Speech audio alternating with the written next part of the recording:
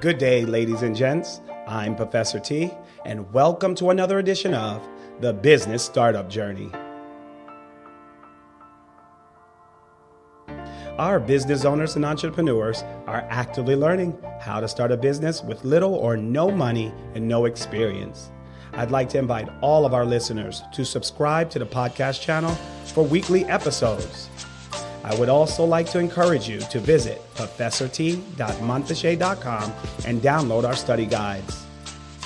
The website is listed in the channel. The study guides will be uploaded weekly and will reflect our podcast series. It's also important that you obtain your free personalized business portfolio by subscribing at the bottom of our page at professort.montfichet.com. This will give you access to the documents needed to build your personalized business portfolio. Okay, team, now that we paid the bills, let's get ready to rock and roll.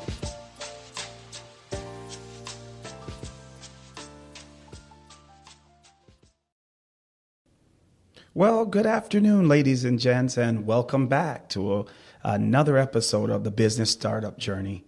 Today is very exciting because this is the well-anticipated series that I really wanted to get to, and this is creating your business plan. So for right now, I have the business plan set up into two different series. If I need to make a third one, I will let all of you guys know, so it's out there. But the first one is what we'll be discussing today, creating your business plan, part 1. I'm so excited.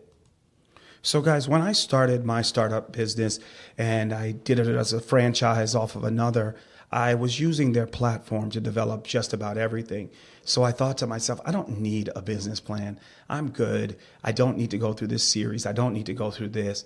And then after I was really influenced to do the business plan, and I went through a course that taught me, I realized how vital and necessary the business plan is. So I don't want you to discredit that for one piece. And if you're debating on whether or not to have a business plan, really pay attention to this episode to decide if it's something you want to do. Now, for me, I'm really excited because this is my area of expertise. So I get to share with you guys some of the resources and the vital necessities that is needed for the business plan and how my company and my team really utilizes it to make your business plan process successful. Now, guys, with that being said, let's just jump right into the process and learn why we need to get this whole business plan off the ground. So I started out this series by asking, what is the business plan? So for me, guys, I want you to realize that the business plan is your game day playbook for success. Now, when I say the game day playbook, from day one, when you open that doors, your business plan should be in your right arm. So anything that happens needs to be inside the business plan.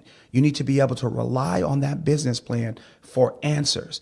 It becomes your playbook. It becomes your religious Bible or any other artifact that you want to refer to it as. But it needs to be something that you rely on a daily, weekly, monthly, annually, quarterly, and yearly basis. So guys, everything that you've innovated in your head, anything that you've dreamed of, write it down. Write everything you're planned for your business inside the business plan. So, I mean, it's a working document. It goes on and on. So all you have to do is turn to that section. Oh, I thought of this, and add it in there. So when I was thinking about how can I describe a business plan, the professor in me said, it's an action plan. And then the man in me said, it's a plan of action. So I've said it's both. Your business plan is an action plan, something that you place into action. And it's also something that you plan to make an action. So it's both of those categories. Now, guys, I forgot to tell you, but if you haven't already, go to professort.montfichet.com, click on the study guides, locate Business Plan 1, and download the study guide. It's going to be necessary for you when you're going through this podcast series. You can write on the notes. The podcast is there. Just write on the notes, make it look however you need it to be, and get it going, guys. But let's go ahead and get this taken care of. Download the study guide so you can follow with me on this topic. So when you're creating your business plan, guys, remember, document it all. Everything that you've dreamed of, you however long you planned it out, if whether it's a 5-year business plan or a 3-year business plan or a 1-year business plan, make sure you document everything you plan to do in that 1 year. And then if you need to, create a section that says upcoming events or things to plan for so that you'll have it in the plan as a reminder going forward. So now let's talk about the legal structure of a business plan, or what everyone prefers to be the definitions of the business plan. So when I was going through my studies, I pulled this one out. It's a set of management decisions about what a company will be doing. So you need to go ahead and map that out. What are your managers going to be doing? What is the company going to be doing? What are their functions? How are they going to contribute and grow and build the brand? Now, guys, a few of my clients always ask me, Professor T or Mr. Thomas, how long should my business plan be? And my answer to you is the plan should model the size and complexity of the business. So if your business is complex and it requires a lot of different techniques, then your business plan needs to model that. You need to really make sure that everything is displayed on that. If it's smaller and not so complex, then yes, you can scale it back. But there is no really given page number to a business plan. So if you're writing your own business plan, or you're soliciting someone else to write the business plan and they're not us, mind you, remember, do not let them put a page limit on the business plan. So you need to understand that, because sometimes you might be requiring more than what they might be offering. So make sure you understand that, guys. All right. So guys, the next thing is, when you're building this business plan, what happens is you're building a formal plan that brings closure to the business process. So you don't have to guess anything, because you already know what's going to happen, because the business process is outlined completely in the business plan. And also the business plan, it makes it formal. It formalizes all the objectives and strategies that you're going to use. So whatever strategies that you plan to use to build this business plan is outlined in there. So that is a cool mechanism. So if or when your business plan is built properly or drafted properly, it's going to outline the management tools that are used to evaluate all the activities. So whatever tools that you're going to be using, whether you're going to use Microsoft Word and a phone system or whatever you use, it's going to be out there it's going to be out there so that we can evaluate the activities, its accomplishments, and even any opportunities. So that's all going to be in the business plan, because you have to plan for any pitfalls or anything that might happen that's wrong, as well as all the good that's going to happen in your business plan. So let's reflect a little bit, guys, because I know I'm sharing a lot of information, but I don't want you to feel discouraged, because I've worked with a lot of different people and they felt like, hey, you know what? A business plan's not for me, but the business plan is for you, because that innovation process is in your brain, and we're taking that process and putting it on paper. And that is the best part of the business plan right there, because we're not relying on our own information. We're relying on what you want built into the business plan. Now, sometimes when I'm talking in terms, I'm almost feeling like I'm working with a client and telling them about the different mechanism of the business plan to bring them in as a customer. But what I want to encourage you, that if you don't choose Montfichet and Company, my company that I work for or that I lead, if you don't choose our team to build your business plan, make sure you choose a suffice business that really reflects you. Because you don't want a generic business plan. You want a business plan that reflects your dreams, your aspirations, the vision and direction that you plan to take your business. So please keep that in mind. All right, guys? Another question that some of my clients and friends ask me, they say, Professor T, okay, so I built this business plan. Now, what am I going to use this business plan for? And I tell them straight off the bat, you're going to use it to conduct business. You're going to use it to conduct your daily operation business and make sure that everything is going in lines to what's going on in the business plan. You're going to use your business plan for hiring and expansion of your business, because that's all going to be outlined in there as well. You're going to use your plan to understand the sales and marketing piece and how much money is allocated to marketing, how exactly you plan to market, and what you will do each and every month with the marketing plan. And you're going to use your business plan to really display your company vision and direction.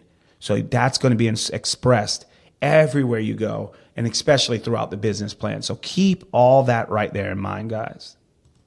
Now, all those topics tie hand in hand, because when you're hiring someone and you're expanding your company, that the company vision and direction is still in sync. So whenever you're doing anything, you want people to understand that although I'm growing, I need my vision to be in the forefront. I need the marketing plan to be reflective of the business. I need to conduct business as I structured out in my business plan. And that's how you continue to adhere to your vision and the direction of your company. So I normally don't use my company as an example, but I will today because I think it's very pertinent. So when I broke off from my mother company, Montfichet and Company, and I built this franchise here in Atlanta, my main reasoning behind that was I wanted to help people of all areas achieve their goals. I'm really big on people becoming, or entrepreneurs, I shouldn't call them people, entrepreneurs becoming business owners and really innovating the process. So I looked at the Atlanta area and I said, I am going to focus on that. So some of the things that I do to really give back are some of the things that you're listening to now, such as the podcast. But the podcast is not the end. I also have professorT.montfichet.com, and I provide a lot of free material to people or entrepreneurs that are interested in starting a business online. And the reason for that is I didn't want to say, hey, sign up today and let's talk about starting a business. I wanted my clients or friends and entrepreneurs to experience me and experience what I had to offer on their own before they contact me.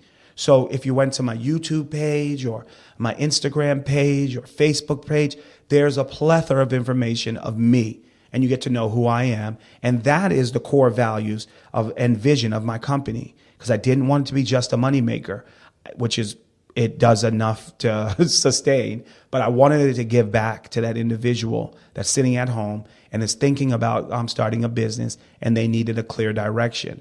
Well, here it is. Here's your clear direction, and congratulations.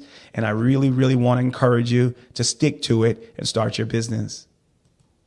All right, so that was my encouragement for the time. So let's get back on topic. So if you're looking at your study guide, the next point we're going to talk about is your internal uses of your business plan. So when I say that, I say, how is your business plan helping your company inside your company? How is it making your company stick to its formation and really move forward? So let's explore some of those areas. So your business plan, it's going to help you improve the performance by identifying the strengths and weaknesses of your company. And the reason why I say that is in the business plan, if it's written correctly, you'll have a SWOT analysis that identifies your strengths and weaknesses so that you can expand on it and you can close the gap of your weaknesses.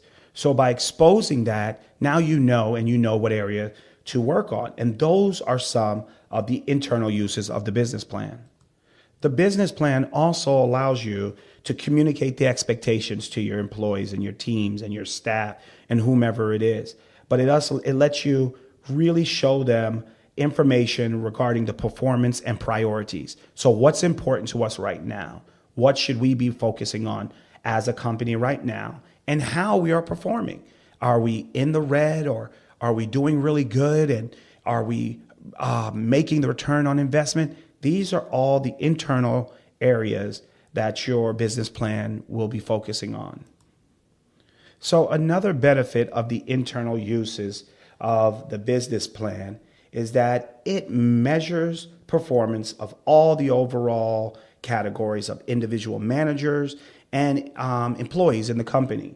So that's how you can measure your performance, is by using your business plan as a go-to tool. With that being said, it also coordinates effectively and ensures consistency in the business planning and operation. So your planning piece is going to be consistently built onto the business plan. So when you're doing additional planning, you're relying on the business plan to create the new direction of the company, and you're taking that new direction and placing it in the plan as well. So now I want to talk about some of the external uses of the business plan. And these are areas outside of your business that are affected or influenced by the business plan itself. So your business plan's main function for the external use is to really sit down and educate these parties, interested parties, about what you do, about your objectives of your company, your structure of your company, and the performance of your company. And this can all be displayed through information that you've provided in your business plan. The next number one functionality for the business plan externally is to secure from funds from outside investors. And this can be private investors, banking industries, just about anyone. But in order to obtain that, you have to have a business plan that's formatted correctly and really reflects the core values and the functionalities of the business plan.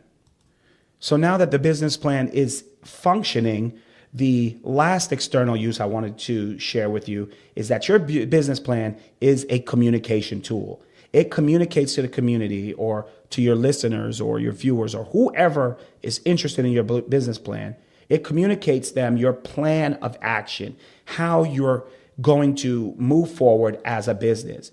It formalizes its intentions in the plan. So the plan makes it solidified, it makes it necessary, and it puts everything into perspective. So that's the best part that I saw, or I consider a part of the business plan. So take a deep breath, guys, because we got through some of the first parts of our study guide. So take that deep breath, breathe in and breathe out. So now what I want to cover is what your business plan should include. Now, a lot of different people include different things, different subtitles, which mean about the same, or they line up the business plan differently. But subsequently, I think all business plans should have a extreme flow. So this, what I'm sharing with you, is how my company and how I line up our business plans generally when we're creating a business plan for our customers. So one, what we do is we create a cover page, and that's strictly how it is.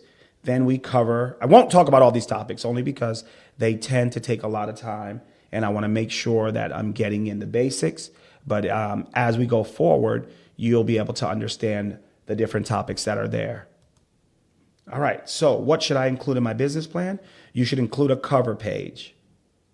You should include an executive summary. You should include background, with your personal background. You should include business description and location. You should include business organization and management.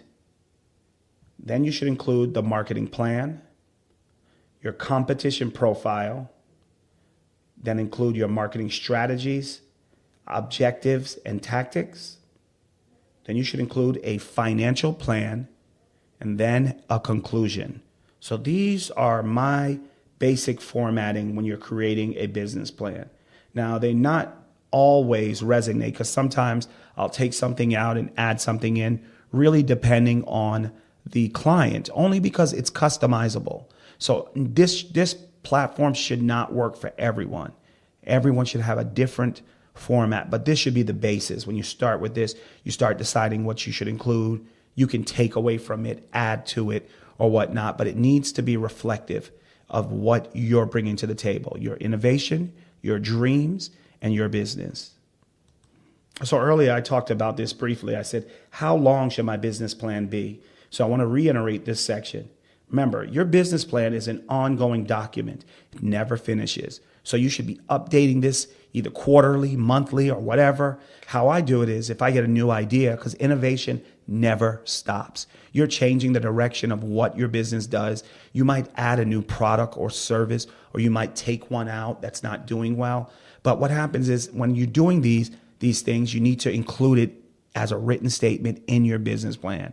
You go to the section that it applies and you add it in there. So with that being said, it's an ongoing document and your business plan never finishes.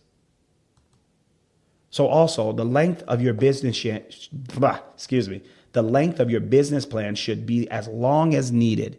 So there shouldn't be a page limit on there. You can estimate a page limit, but it shouldn't be a precise page limit. And remember, there is no limit to how long your business plan should be. Here are some other tools of the game.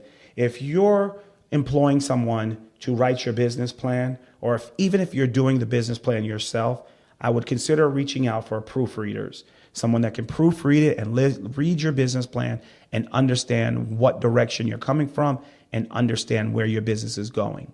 Now, the plan should be easy to understand. I would stay away from complications and technical writings. Just be expressive and make sure it's as easy to understand from anyone in any walk of life. So also, the resources that I think you would need is not only a proofreader. I would also advise you to seek an advisor to assist you on the way, someone to help you during the process, whether it's an organization, a class, or whatever it is. But you need assistance to help you on the business plan. And I say this because even when I was constructing my business plan, I reached out to an outside source to provide me specific guidance.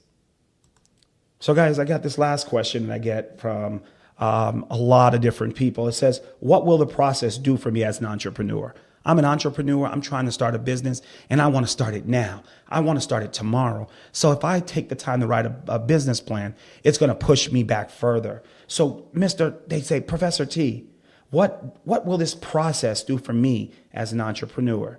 And I had to really think hard about that before I really gave them a response. So the number one thing that it did is it exposes your abilities. It really exposes your desires and courage to be successful. So it makes you do an analyzation of yourself to say, hey, can I do this? It's a long process. Can it be done or can it not be done? It also identifies your personal vision and goals for everything that you do, for the things you've done for the company, for the things you're doing for your company, and for the things that you're doing in your life as well. Also, the number one thing that this process will do for you is going to test assumptions and solutions on paper. So you're going to research to see if the market is accepting your assumptions and solutions. And it also lets you test it on people or the needs in the community before you move forward with the plan. And finally, the process is going to finalize an action plan. So your action plan or the steps that you're about to take are going to be finalized because you're put it in writing and you know how to achieve it now. Whew. So we made it through, guys. We made it through the first series of the business plan. So the business plan is so vital, guys, because it's necessary for your business survival. The goal is to make it beyond 5 years as a business owner. And we're not going to be able to do that unless we create a blueprint for where our business is going. And that blueprint needs to be an ongoing document. And that blueprint is your business plan. And that business plan, your aspirations, your innovations, all the things that you've had jumbled in your head, we're taking it and putting it on the paper so that we know how to direct your dream in the next phase. So guys, thank you. We've made it. It was a long, drawn out process, but we made it. We have completed part 1 of creating your business plan. And I really am happy that you've taken the time out to listen to this series of the podcast of the business journey, because it's going to be vital for tomorrow. So guys, I thank you. You have a wonderful day. Enjoy everything that this fall weather has to bring. I'm Professor T, and this is another episode of the Business Startup Journey, and this is Professor T Approved.